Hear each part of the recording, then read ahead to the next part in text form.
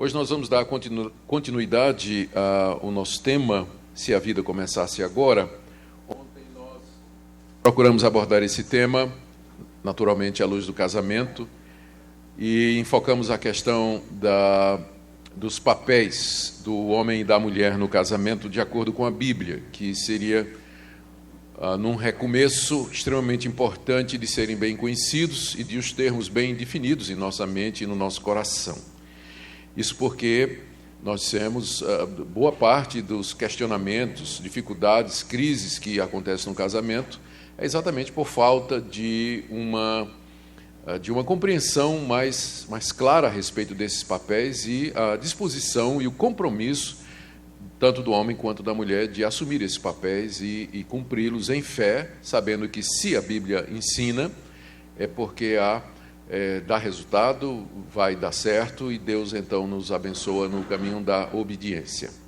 Ainda dentro do mesmo tema, não é? Nós, imaginando que o nosso casamento, como parte da vida, se ele fosse recomeçar agora, o que é que nós gostaríamos de ter entendido melhor ou procuraríamos ter uma compreensão mais adequada?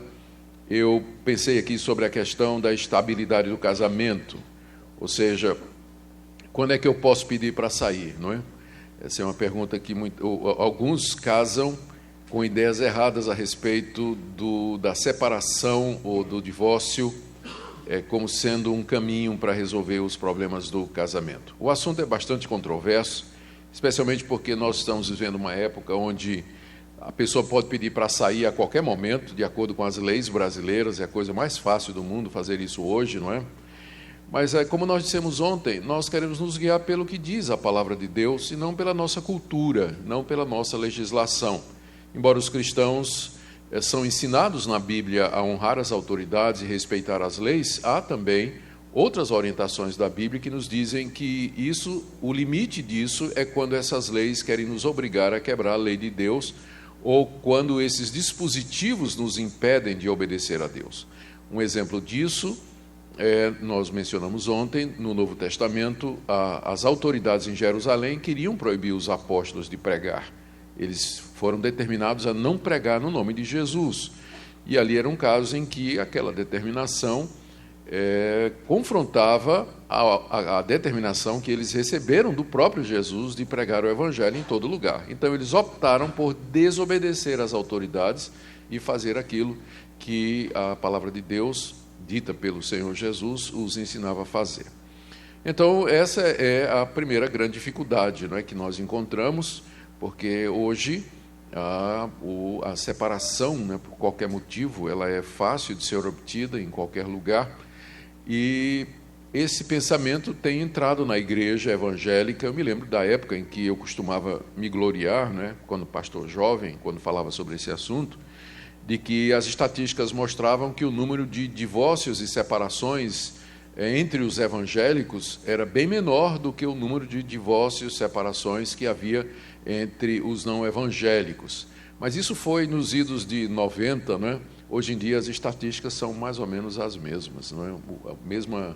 A mesma proporção, ainda não é exatamente igual, mas está muito próximo, né? Parece que a coisa, pedir para sair se tornou o único caminho para a resolução de crise no casamento. E se a vida começasse agora e seu casamento fosse recomeçar do zero, eu tenho certeza que muitos casais gostariam de ter tido uma compreensão melhor desse ponto, não é? Talvez até, eu sei que não é o caso aqui, eu não vou nem sugerir isso, porque talvez possa até ter a reação dos discípulos de Jesus, quando Jesus falou, quando é que dá para pedir para sair? Aí os discípulos disseram, então é melhor não casar, não é? Então, eu sei que é tarde agora, né, para isso, que você já casou, né? Então, mas de qualquer forma, isso aqui nos ajuda, porque o fato de você estar casado agora não quer dizer que você já não tenha pensado em sair, ou talvez até esteja fazendo plano para sair. E, de repente, uma avaliação à luz da palavra de Deus, renovação do que vocês já sabem, com certeza pode ajudar vocês a lembrar que você, se vai pedir para sair, a hora para fazer isso, ou as oportunidades para fazer isso, de acordo com a Bíblia, são muito pequenas, muito pequenas. Nós queremos dar uma olhadinha a respeito disso. Bom, então tem 2 textos nessa manhã, eu vou tentar ser breve, porque são 2, não é? E eles são complexos. São 2 textos que tratam a respeito desse assunto. A Bíblia fala muito sobre casamento, mas particularmente esses 2 falam sobre o momento de sair. Um é Mateus 19, quando o Senhor Jesus é abordado exatamente com essa pergunta, né, pelos fariseus, se a gente pode sair a qualquer momento do casamento, se as coisas não estão dando bem. Jesus dá aquela resposta clássica, que é bastante conhecida.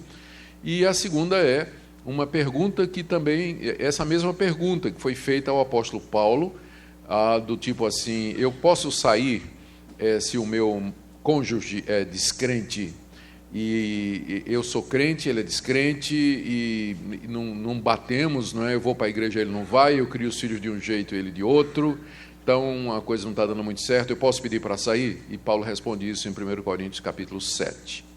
Então, vamos ver, tentar entender as 2 respostas de Jesus e de Paulo, para tentar lembrar destas coisas se a vida começasse agora. Como é que nós faríamos? Bom, então, primeiro, a pergunta dos fariseus para Jesus está lá em Mateus 19, vamos ler a partir do verso 3. Vieram a ele alguns fariseus e os experimentavam, perguntando: é lícito ao marido repudiar sua mulher por qualquer motivo? Então respondeu ele: não tendes lido que o Criador desde o princípio os fez homem e mulher, e que disse: por esta causa deixará o homem pai e mãe e se unirá à sua mulher, tornando-se os 2 uma só carne? De modo que já não são mais 2, porém uma só carne. Portanto, o que Deus ajuntou, não o separe o homem. Replicaram-lhe: por que mandou então Moisés dar carta de divórcio e repudiar? Respondeu-lhe Jesus: por causa da dureza do vosso coração é que Moisés vos permitiu repudiar a vossa mulher. Entretanto, não foi assim desde o princípio. Eu, porém, vos digo: quem repudiar a sua mulher, não sendo por causa de relações sexuais ilícitas, e casar com outra, comete adultério. E o que casar com a repudiada, comete adultério. Disseram os discípulos: se essa é a condição do homem relativamente à sua mulher, não convém casar. Jesus, porém, lhes respondeu: nem todos são aptos para receber esse mandamento, esse conceito, mas apenas aqueles a quem é dado. Porque há eunucos de nascença, há outros a quem os homens fizeram tais, e há outros que a si mesmos se fizeram eunucos por causa do reino dos céus. Quem é apto para admitir, que o admita. Vamos lembrar aqui alguns pontos antes de entender a resposta de Jesus, se a gente pode cair fora a qualquer momento. Primeiro, o que está por detrás dessa pergunta aqui, que provocou essa resposta de Jesus, era uma disputa antiga que havia entre os judeus a respeito de uma passagem que está lá em Deuteronômio 24. Lá naquela passagem de Deuteronômio 24, Moisés diz assim: se um homem achar uma coisa indecente na sua mulher e a despedir e lhe der uma carta de divórcio, se essa mulher casar com outro homem e esse homem também der uma carta de divórcio para essa mulher, ela não pode voltar para casar com o primeiro, porque aí banaliza. Inclusive, há uma decisão recente do Supremo Conselho, da IPB, que vai nesse termo também, que foi causado por uma situação que aconteceu numa igreja nossa aqui, com um pastor que se separou de uma mulher, da sua esposa. Essa esposa casou com outro, o outro largou essa mulher, que casou com outro, e finalmente o primeiro marido, o pastor, casou com ela. Não é? Então o Supremo Conselho passou uma orientação de que esse tipo de casamento, né, voltar para o primeiro depois de ter passado pela... Né? Então não pode, né? Não pode. Baseado em Deuteronômio 24, que era o que Moisés estava querendo dizer. Mas aí tem uma frase lá em Deuteronômio 24, verso 1, que causava polêmica entre os judeus, porque Moisés disse: se o homem encontrar na sua mulher coisa indecente, então, carta de divórcio, ela pode ir embora. A grande pergunta é: o que é coisa indecente que autorizaria então o marido sair? Né? Sair bem, né? Sair. E havia basicamente 2 linhas de resposta defendidas por rabinos importantes, né? O que se tornou mais conhecido, defendendo que coisa indecente era somente adultério, é o famoso rabino Shammai. Ele era de uma linha de interpretação mais conservadora e não era a majoritária. Mas ele dizia que a coisa indecente a que Moisés se referia ali era adultério, se a mulher tivesse adulterado. Isso e somente isso. Mas tinha outras interpretações, como, por exemplo, do rabino Hillel. Ele dizia que coisa indecente ali era qualquer coisa inconveniente que a mulher fizesse para o casamento, que daria ao homem condição de despedi-la, de dar-lhe carta de divórcio. E aí o homem podia sair. E aí incluía desde a falta de habilidade na cozinha, qualquer outra coisa, né? O que o homem achasse indecente na mulher poderia ser causa de dar carta de divórcio e tudo mais. Essa era a posição que prevalecia. E os judeus costumavam, era prática comum na época de Jesus, os judeus mandarem embora a sua esposa, às vezes por motivos banais. Então, como era uma disputa, havia muita discussão sobre isso, e o assunto era conhecido, então aqui os judeus resolveram fazer uma pegadinha com Jesus, exatamente para colocá-lo em dificuldades diante da multidão, porque qualquer resposta que Jesus desse iria alegrar ou satisfazer um lado e desagradar o outro. O assunto era bastante polêmico, não é? Então, era isso que estava por detrás. A resposta de Jesus foi na linha do Rabino Shammai, não é? Mais conservador. Ele vai dizer que ele vai interpretar Moisés dizendo que a coisa indecente ali é adultério e somente adultério. E que dar carta de divórcio que não seja por essa razão implica que a relação seguinte ela é adulterina, porque a primeira não foi dissolvida pela única razão que seria possível fazer. Então, essa vai ser a linha que Jesus vai adotar. Então, tem que lembrar que havia isso aí. A segunda coisa é a gente lembrar que a resposta que Jesus deu, ela foi baseada não nas questões rabínicas que estariam disponíveis. Jesus poderia ter entrado, naquela altura, na discussão do Midrash, que era a coleção dos ditos orais dos rabinos que circulavam de boca em boca, cuja tradução ia até o escriba Esdras e tudo mais. Jesus poderia ter entrado na discussão daquilo, não. Mas a resposta de Jesus foi fazer uma contrapergunta. O que é que a Bíblia diz? Ou seja, ele puxou a discussão para a Escritura, né? Ou seja, o que me interessa não é o que Rabino A nem Rabino B estão dizendo, mas a pergunta é, o que é que claramente a Escritura diz?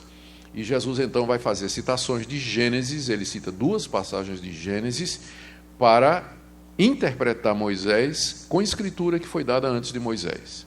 Qual era o plano original de Deus? Qual era o propósito original de Deus? E por que razão, então, Moisés teria falado em divórcio?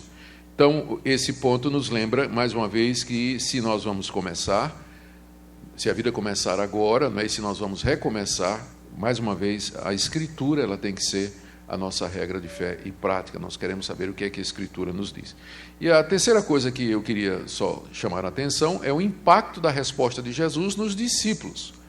Quando os discípulos ouviram Jesus dizer que você só pode cair fora se o seu cônjuge cometer adultério, os discípulos disseram, então é melhor não casar, porque há muitos problemas no casamento, nós sabemos disso, e se o único problema que vai permitir que eu peça para sair é divórcio, é adultério, então talvez seja melhor ficar solteiro. E a resposta surpreendente de Jesus foi, é isso mesmo. Esse conceito do casamento não é dado a todos. Não é dado a todos. Não é? Aqui a gente precisa entender que Jesus não está anulando o que o Pai fez no início, quando ele disse, não é bom que o homem esteja só. Por isso far-lhe-ei uma auxiliadora. Ou seja, o casamento estava no plano de Deus desde o início. Mas com a entrada do pecado, toda a criação sofreu a influência e alterações, não é? E houve dificuldades, e houve corrupção e uma série de outras coisas. Então, depois do pecado, embora o casamento continue sendo a regra geral, há, contudo, situações, há momentos e há pessoas a respeito das quais pode-se dizer que serão mais felizes se o casamento não existir. Foi o que Jesus disse aqui, nem todo mundo pode receber esse conceito. Casamento não é o sonho de consumo de todo mundo, e nem todo mundo, hoje, agora, por conta da situação em que a gente vive, é apto para casar. Que o diga o número de separações.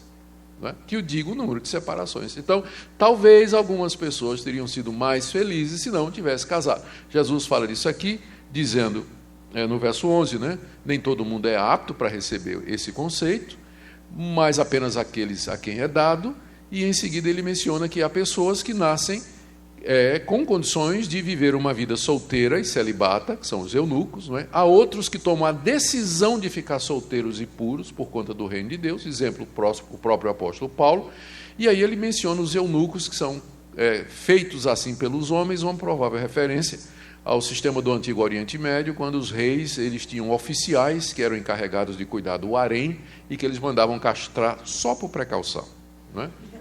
Não é? Mesma coisa de colocar a raposa para cuidar de galinheiro, né? Então, a raposa tem que ser castrada para não ficar, ter ideias, né? Então, o ponto, o que eu quero chamar a atenção é que a resposta de Jesus foi radical, sim. Foi radical. A resposta dele foi radical. Só pede para sair se tiver adultério. Sem isso, não pede para sair. Os discípulos pularam, né? Mas peraí, então é muito difícil. Jesus disse, é isso mesmo. Então, é isso que a gente tinha que ter compreendido antes de casar. Não é? É isso que tinha que ficar claro. Infelizmente, a nossa sociedade, e às vezes até a própria igreja, ela contribui para que as pessoas que talvez tivessem nessa categoria aqui do verso 12, né, de pessoas que teriam condições, como John Stott, o famoso John Stott, né, que nunca casou, um servo de Deus, homem de Deus, né, celibatário a vida toda.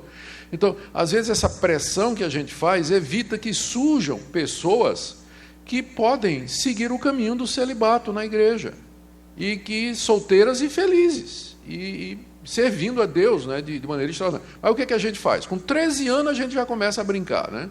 13 anos, 12 anos, já começa a estimular. Vai casar com fulana, namorinho, e vamos estimulando, e vamos estimulando. E a menina chega aos 18 anos e tal, de repente não tem nada firme, chega aos... A gente, vai ficar para titia, né? Ou então o rapaz chega aos 25 anos, não arrumou uma namorada, aí o pessoal já diz outra coisa a respeito dele, né? E aí a coisa vai chegando, 30 anos, a moça não casou, deu o último tiro na macaca, e por aí vai, né? Essa é a expressão do Nordeste, né? Então, aí o que é que acontece? Ela vai pular em cima do primeiro cavalo selado que passar na frente dela, por conta da pressão,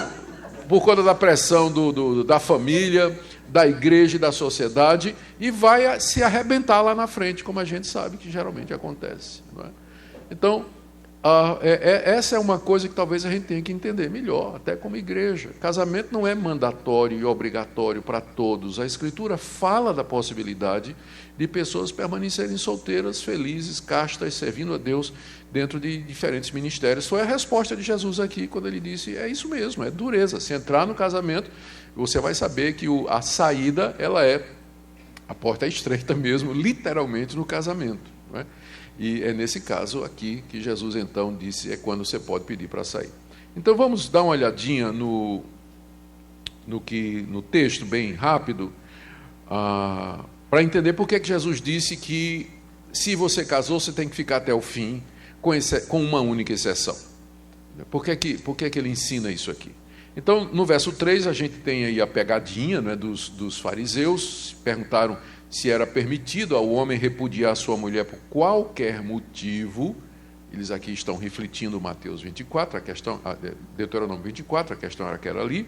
E a resposta de Jesus, do verso 4 até o verso 6, foi puxar para o relato de Gênesis. Respondeu Jesus, vocês nunca leram, né, o que está escrito lá em Gênesis 1, 27 e Gênesis 2, 24, que Deus, no princípio, os criou homem e mulher, e que disse que, por essa causa, deixa o homem pai e mãe se unir à sua mulher, tornando-se os dois uma só carne. Disso aí, do relato de Gênesis, Jesus tira duas conclusões. Primeiro, que no casamento, quando eles se casam, já não são mais dois, mas um. É uma só carne, é uma biunidade. E o alvo de Deus é que essa relação fosse até que a morte os separasse. E a segunda conclusão de Jesus, portanto, o que o Deus ajuntou, o homem não separe. Mas espera aí, pastor. O que Deus ajuntou, mas meu casamento não foi Deus que ajuntou. Não é? Já ouviu isso? Pastor ouve isso direto. Né? Isso aqui não vale para mim, porque o meu casamento não foi Deus que ajuntou. Sim, quando é Deus que ajunta, o homem não separa. Mas no meu caso, o senhor não conhece minha mulher, pastor. E outras desculpas que tais. Mas o que Jesus está se referindo aqui não é o casamento individual, mas ao casamento como instituição. Então, aquilo que Deus ajuntou é uma referência ao casamento como instituição. Deus instituiu o casamento. E porque ele foi instituído por Deus, aquilo que ele ajuntou nessa instituição, que não seja separado pelo homem. O homem está sempre, o homem, digo aqui, é homem genérico, né? Homem e mulher. O ser humano, as pessoas estão sempre à procura de razões pelas quais elas possam sair. Especialmente quando a coisa começa a não ficar mais confortável, a ficar difícil, começa a dar trabalho, então a gente começa a procurar desculpas, argumentos para sair dessa relação que Deus pretendeu que fosse duradoura. Se Deus pretendeu que ela fosse duradoura, é porque Deus, com a promessa, nos dá também as condições para nós enfrentarmos as dificuldades.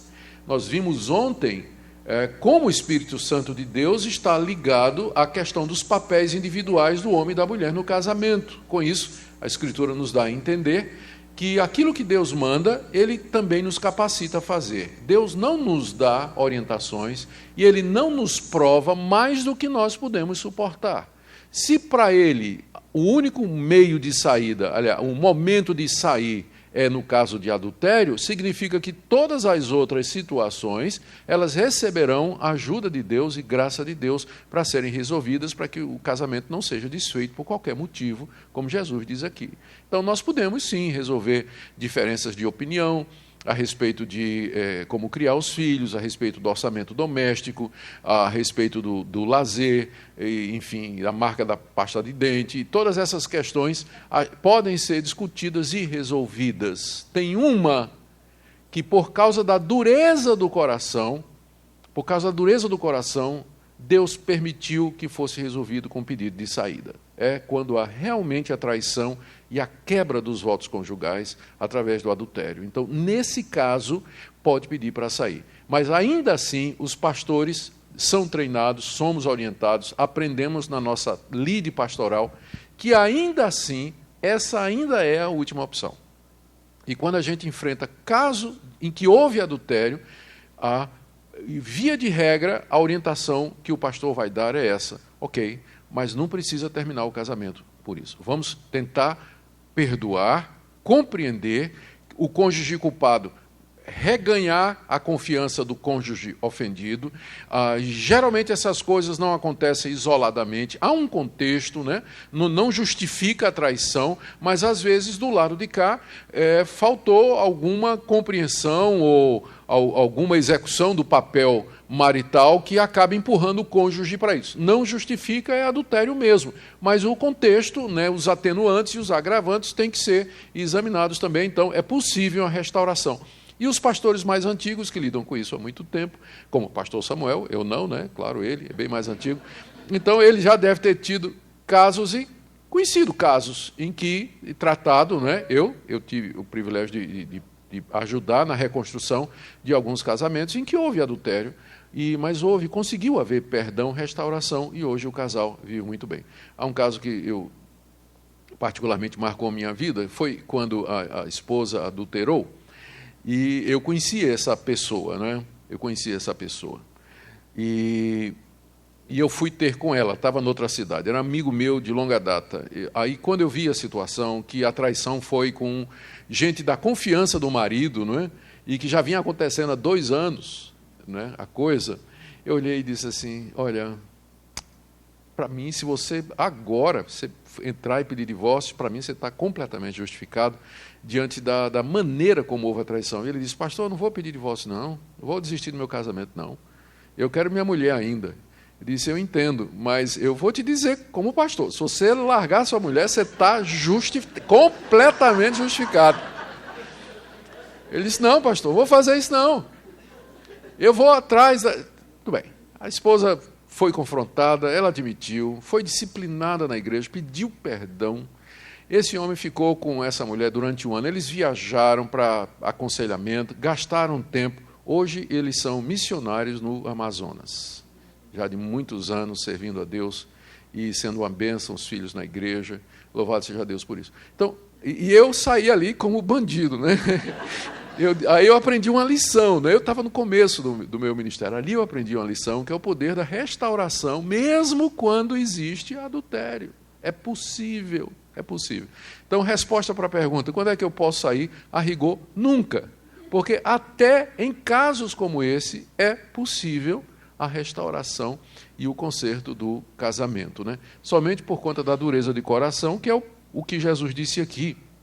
No verso 7, os fariseus levantaram a questão, né, de Deuteronômio 24, por que Moisés mandou dar carta de divórcio e repudiar, porque Jesus tinha dito, aquilo que Deus uniu, o homem não separe. Aí os fariseus disseram, mas espera aí, mas Moisés mandou dar carta de divórcio. Então, se Moisés mandou dar carta de divórcio, há um momento em que pode haver a separação. A resposta de Jesus, no verso 8, é que Moisés fez isso por causa da dureza do coração humano. Foi como se Deus tivesse compaixão da nossa miséria, da nossa fraqueza, da dureza do nosso coração, da nossa incredulidade, e aí, em casos assim, o divórcio seria permitido, como ele diz no verso 9. Eu vos digo, quem repudiar a sua mulher, repudiar, manda ela embora, né? Divorciar-se. Não sendo por causa de relações sexuais ilícitas, a palavra aqui, relações sexuais ilícitas, essa frase, ela é a tradução de uma palavra grega só, porneia, que é uma palavra muito ampla no grego, que significa toda sorte de imoralidade sexual. Como está se tratando de casamento, então é óbvio que o sentido de porneia aqui é adultério, não é? Porque qualquer imoralidade, qualquer relação sexual ou qualquer ato sexualmente ilícito que você faz no ambiente do casamento, ele é adultério. Se o marido tiver relações com outro homem, é homossexualismo, né? É prática do homossexualismo, mas é adultério. Se ele se envolver na internet com pornografia, então ali o problema é impureza sexual, mas representa adultério também, embora com consequências menores, porque não houve um envolvimento físico, mas tem consequências também. E assim por diante. Ou seja, há uma série de qualquer coisa que você fizer sendo casado, ela pode ter outro nome, mas no fim ela acaba sendo adultério. Então, a palavra porneia aqui nesse contexto, ela significa, embora seja a palavra geral na língua grega para qualquer tipo de imoralidade sexual, mas no contexto ela está especificamente se referindo a adultério.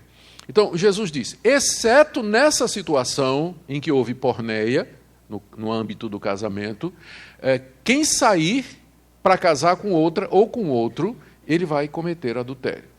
Ou seja, vai cometer adultério porque o primeiro casamento, então, não teria sido desfeito pela razão que Deus considera a razão permissível. E aí, é claro, vem a reação dos discípulos que pulam 2 metros de altura, né, dizendo no verso 10, então, se essa é a condição do homem com relação à mulher, não convém casar. Os discípulos sabiam que tem dificuldades no casamento. Há muitas dificuldades e a maioria delas não tem nada a ver com adultério. Mas são dificuldades do dia a dia, criação de filho, economia doméstica, lazer, a administração dos bens, enfim, há tanta coisa que acaba provocando atrito e tudo mais, e as pessoas às vezes pensam que sair é o caminho. Do ponto de vista bíblico, na resposta de Jesus, somente em caso de adultério a saída estaria autorizada, e mesmo assim por causa da dureza de coração, e mesmo assim como última opção, porque há a possibilidade de restauração, de perdão e recomeço, né? De começar agora, né? Começar a vida outra vez. No pouco tempo ainda que eu tenho, vamos correr para 1 Coríntios 7, onde Paulo responde a mesma pergunta e amplia a saída. Paulo amplia o caminho da saída aqui. Vamos lembrar do contexto. Vamos ler aqui 1 Coríntios 7, do verso 10 em diante. Ora, aos casados ordeno, não eu, mas o Senhor, que a mulher não se separe do marido. Se, porém, ela vier a separar-se, que não se case ou que se reconcilie com seu marido, e que o marido não se aparte de sua mulher. Aos mais digo eu, não o Senhor. Se algum irmão tem mulher incrédula e esta consente em morar com ele, não a abandone. E a mulher que tem marido incrédulo e este consente em viver com ela, não deixa o marido. Porque o marido incrédulo é santificado no convívio da esposa, e a esposa incrédula é santificada no convívio do marido crente. De outra sorte, os vossos filhos seriam impuros, porém agora são santos. Mas se o descrente quiser apartar-se, que se aparte, Em tais casos não fica sujeito à servidão, nem o irmão, nem a irmã. Deus os tem chamado à paz. Pois como sabes, ó mulher, se salvarás teu marido, ou como sabes, ó marido, se salvarás tua mulher. Vamos lembrar a situação em que Paulo foi obrigado a dar essa resposta. A igreja de Corinto era composta de pessoas que tinham tido uma vida extremamente desregrada. A relação dos hábitos de algumas dessas pessoas está lá em 1 Coríntios capítulo 6. Paulo diz: alguns de vocês foram adúlteros, imorais, idólatras, maldizentes, efeminados, sodomitas, injustos, ímpios. Está uma lista lá. Então, a membresia da igreja de Corinto era composta de pessoas que haviam vindo de panos de fundo bastante complicados, moralmente falando, eticamente falando, religiosamente falando. A igreja de Corinto era famosa pela sua diversidade cultural e também religiosa. Havia cultos dos mais diversos às divindades diferentes da religião grega ali, as religiões de mistério, havia o próprio culto ao imperador e assim por diante. Era uma cidade cosmopolita, complicada, e foi ali que, pela graça de Deus, Paulo plantou uma igreja, que é a igreja mais complicada do Novo Testamento. Não demorou muito, a igreja começou a trazer problemas, porque as pessoas se convertem, mas leva um tempo até que elas mudem a maneira de pensar. A pessoa é realmente convertida, ela é perdoada por Deus, aceita na igreja, mas vai levar um tempo até que ela mude a maneira com a qual ela vinha pensando toda a sua vida. A maneira como ela agora vai olhar para o dinheiro, para o casamento, para os relacionamentos e assim por diante. Bom, e a igreja cedo começou a manifestar problemas em todas as áreas que vocês podem imaginar. E uma das áreas era exatamente essa área do casamento. A sociedade de Corinto era permeada por uma cultura extremamente influenciada pelo dualismo grego, que fazia aquela distinção entre matéria e espírito, a matéria sendo má e o espírito sendo bom. Então, tudo aquilo que fosse relacionado com a matéria seria intrinsecamente mal, e o que fosse bom estaria relacionado com o mundo do espiritual. Isso em linhas muito simples e rudes, né? Era o pensamento neoplatônico, que era a filosofia que dominava e influenciava a cultura daquela época predominantemente. Então, num ambiente como esse, né, neoplatônico, o cristianismo representava algumas dificuldades. Por exemplo, o Deus do cristianismo encarnou. Deus é espírito, por que ele ia assumir matéria, um corpo? Não faz sentido. Pior, esse Deus ressuscitou. Depois do corpo morto, ele retomou esse corpo. Qual o interesse que Deus teria em um corpo, já que o corpo é matéria e a matéria é má? Não é de admirar que na própria igreja de Corinto tinha um grupo que negava a ressurreição. Eles negavam a ressurreição. Não tem ressurreição, não faz sentido. Quando Paulo foi falar de ressurreição lá em Atenas, lembra do episódio lá em Atos 17? Quando ele tocou no assunto de ressurreição, aí o pessoal pulou. Ele disse: não, sobre isso aí nós vamos te falar outra vez. Exatamente porque o ambiente grego era dominado por esse pensamento. Matéria é ruim, espírito é bom. E agora, quando isso chega no casamento, imagine. Casamento envolve o casamento inclui o envolvimento de corpos, o relacionamento sexual. Então, havia no mundo, curioso o mundo grego, não é?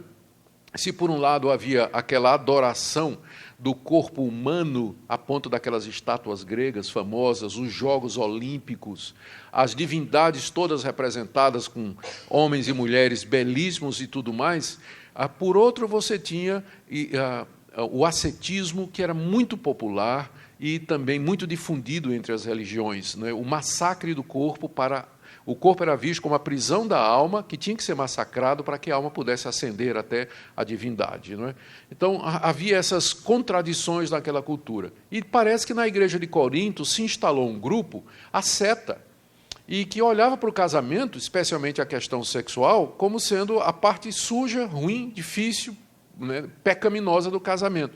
Esse pensamento vai continuar dentro do cristianismo e no início da Idade Média ele vai influenciar a Igreja Católica nascente e vai dar origem ao conceito do celibato obrigatório dos padres, os mosteiros, o casamento como sendo superior, o conceito de que Maria, para poder ser santa, ela tinha que ter sido virgem, porque o casamento é uma coisa que denigre, e tudo isso vai entrar na teologia da Igreja na Idade Média, mas as raízes já estão aqui, na Igreja de Corinto.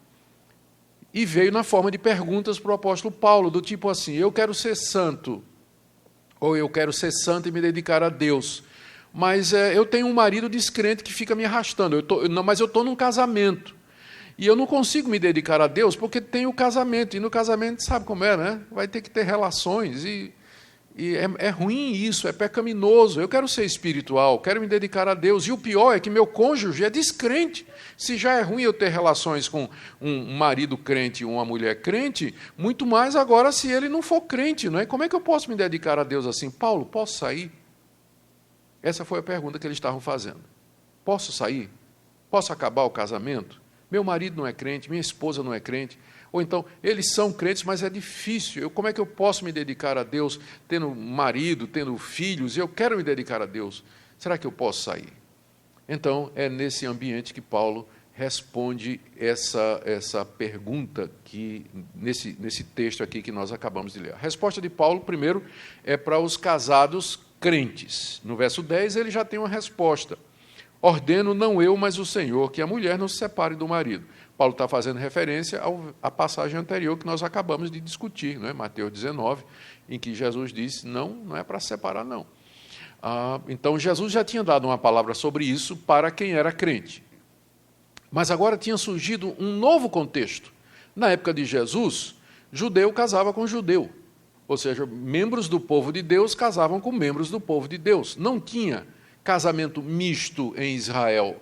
Não tinha casamento misto em Israel. Então, Jesus nunca falou a respeito dessa situação quando tem um crente casado com um descrente. Quem teve que falar foi Paulo, porque à medida que o evangelho avançou em outras culturas e saiu do âmbito da nação de Israel, acontecia muito essa situação. Uma pessoa se convertia, mas a esposa não. Ou a mulher se convertia e o marido não. E aí vem a pergunta, posso sair para poder me dedicar completamente ao Salvador que eu encontrei agora? E agora vem a segunda resposta de Paulo, no verso 12, quando ele diz, aos mais, ou seja, aos que estão casados com descrentes, digo eu, não o Senhor. Paulo agora está falando, ou legislando, numa área sobre a qual Jesus não disse nada. No caso anterior, ele tinha falado. Mas nessa situação de casamento misto, Jesus nunca se pronunciou. Então, por isso que Paulo está dizendo, agora quem está dizendo sou eu e não o Senhor. Isso não quer dizer que a autoridade de Paulo é inferior. Porque ele está falando agora como preposto do Senhor Jesus, como apóstolo, como representante do Senhor Jesus.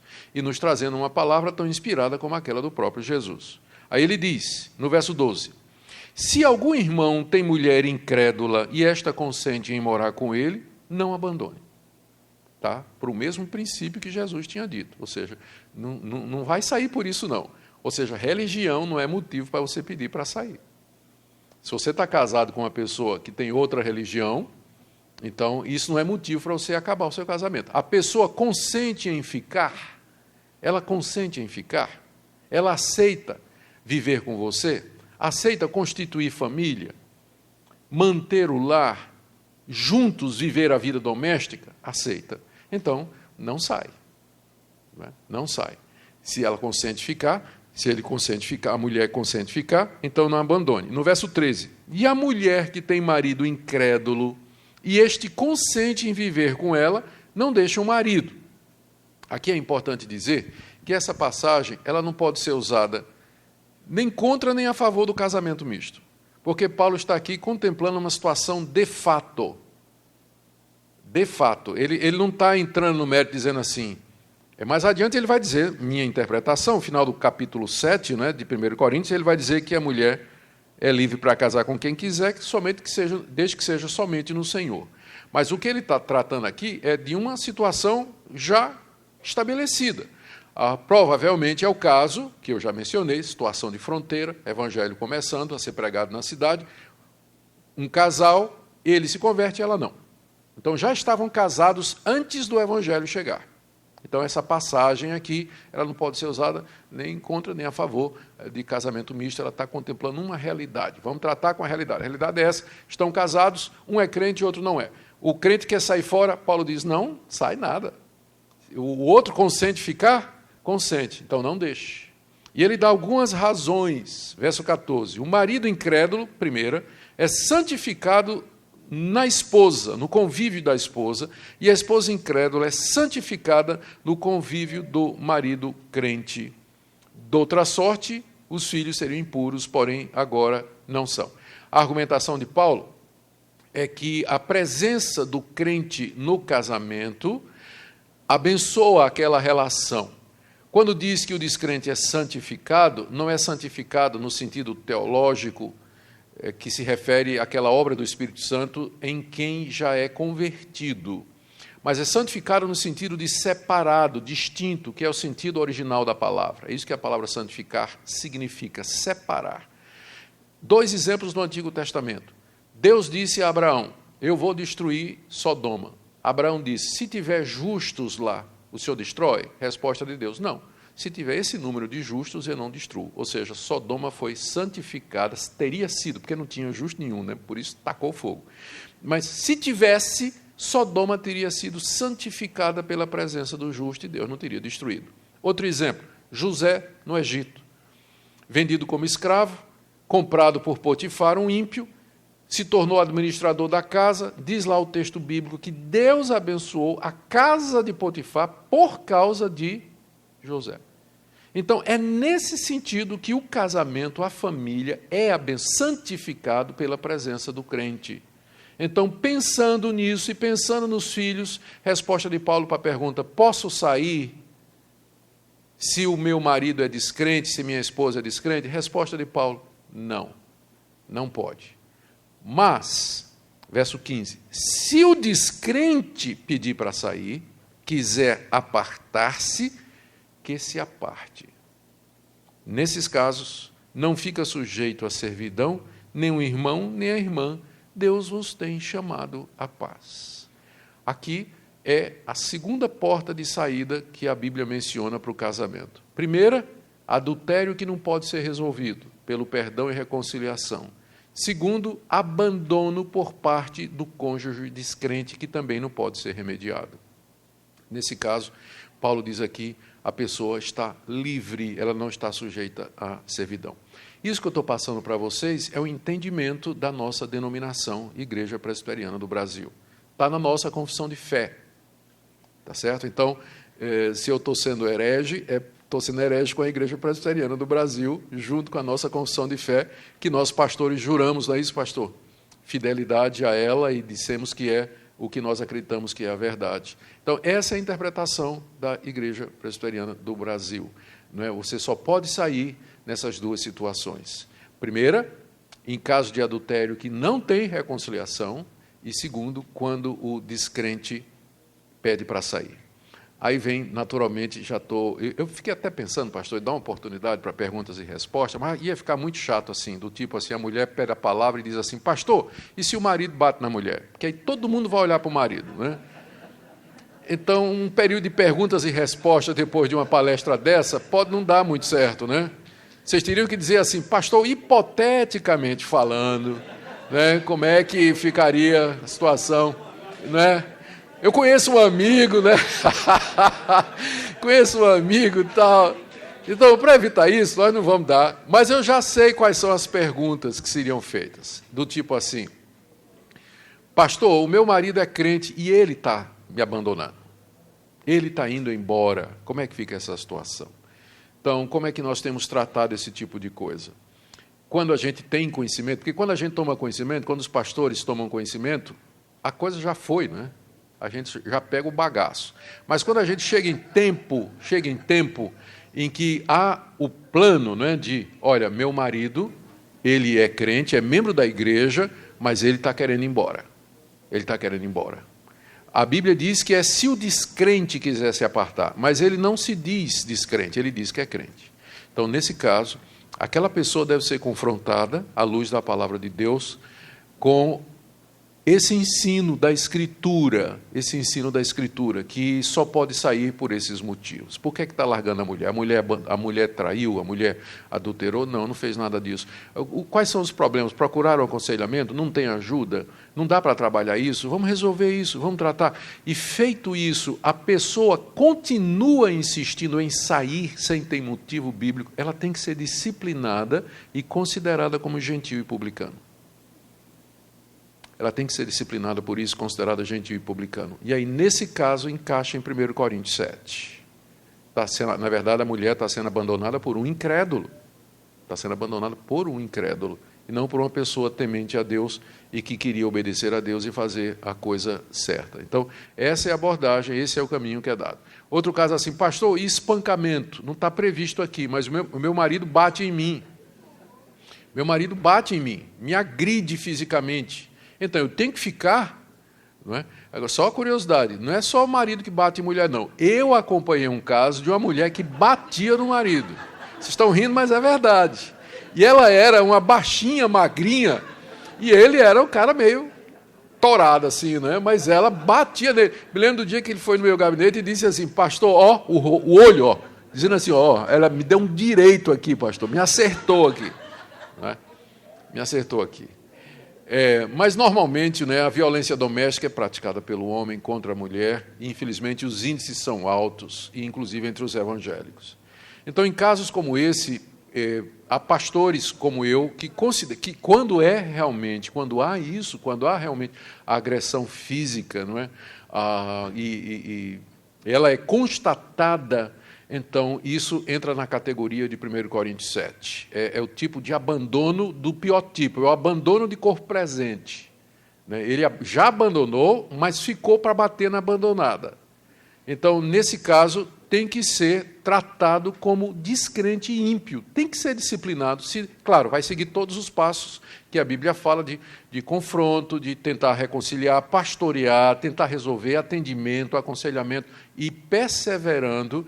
É um caso enquadrado em 1 Coríntios capítulo 7, né? Disciplina e exclusão, e a pessoa estaria livre para casar uma segunda vez. Peguei uma vez um caso muito complicado. A gente pega cada um abacaxi. A pessoa casou, era casado, saiu sem motivo nenhum, não tinha motivo para sair, mas largou. Motivo ele argumenta, né? Ele argumentava, né? Incompatibilidade de gênio, a gente brigava muito, não se dava e tal, enfim, saiu. Casou com outra, foi disciplinado da igreja, não é? Casou com outra pessoa que também já vinha de um divórcio que não era pelos motivos bíblicos, daí você viu a confusão, e um dia esse rapaz se arrependeu e queria voltar para a igreja, para ser membro da igreja outra vez. Disse, pastor, eu estou querendo ser membro da igreja outra vez. Eu digo, vamos analisar a sua história. Você errou quando saiu do primeiro casamento e errou quando fez o segundo. Ele dizia, é verdade, pastor, eu sei que eu errei. Agora, como é que a gente conserta isso? Que eu estou arrependido, eu reconheço, como é que a gente faz isso aqui? Eu digo, bom, a gente não pode pedir você para terminar o seu casamento atual, voltar para casar com a primeira, porque a primeira, inclusive, já casou com outro, né? Então, não tem como fazer aqui, mas tem talvez uma solução, eu não sei se você aceita. Você está disposto a confessar isso diante da igreja? Pedir perdão à igreja, dizer que errou e tudo mais? Se eu estou. E foi uma noite memorável quando a segunda esposa dele, presente, não é? Ele, diante da igreja, ele foi restaurado, confessando, pedindo perdão e dizendo que ele tinha errado nas duas vezes, mas que confiava na misericórdia de Deus e que Deus haveria de perdoá-lo. Esse tipo de erro, na hora de sair, ele não é a blasfêmia contra o Espírito Santo, que é o único pecado na Bíblia que não tem perdão. Não é? Quando você sai da forma errada e na hora errada. Então, não é imperdoável, mas você pode saber que vai ter consequências. E não são poucas. Não são poucas. E vem para os filhos, vem para a sua vida, vem para seu espírito, para a sua alma. Por isso que se a vida fosse começar agora, e a gente fosse recomeçar, era muito bom ter, com muita clareza na mente, essa questão da estabilidade do casamento e a duração dele. É tão sério que os discípulos de Jesus disseram, é melhor não fazer isso. É melhor não casar. Diante da seriedade com que Deus trata essa questão. Eu não estou dizendo isso, eu não sei, não conheço. Pastor Samuel não me falou nadinha sobre vocês, pode ter certeza. Eu não sei a situação de vocês, mas a prática ensina, a experiência ensina, que pode ter gente que passou por divórcios errados, saiu da forma errada, casou de novo e tudo mais. Há perdão? Há. Se há arrependimento verdadeiro, se há confissão, disposição em aprender e uma série de outras coisas. O medo é que a gente não tome o perdão de Deus e a misericórdia de Deus como capa para a banalização do casamento. Se tem alguma coisa que a gente tem que fazer, se a vida começasse agora, é valorizar o casamento na igreja. Mais uma vez, porque a nossa sociedade está se fragmentando, ela está se acabando, está se derretendo, esses valores estão indo embora, e a igreja única ainda é a única instituição que briga pela família, pelo casamento e pela estabilidade. Então, se vamos começar de novo, vamos lembrar que Deus, pela dureza do nosso coração, nos dá um escape, mas o escape não é para se tornar regra, ele é a exceção, tudo mais pode ser tratado. Tudo mais pode ser resolvido, pastoreado, perdoado, há reconciliação. O poder de Deus é incomensurável na restauração de relacionamentos. Ele pode fazer isso. Amém? Que Deus nos ajude nos nossos casamentos, que nós nos lembremos que, se você quiser saber qual é a vontade de Deus, na hora de você sair, a resposta é nunca. Mas pela dureza do nosso coração, tem essas portas de saída, não é? Que nós só devíamos usar quando realmente for o caso, e não ficar achando desculpas para utilizar essas saídas que Deus determinou apenas em casos tão específicos. Vamos orar.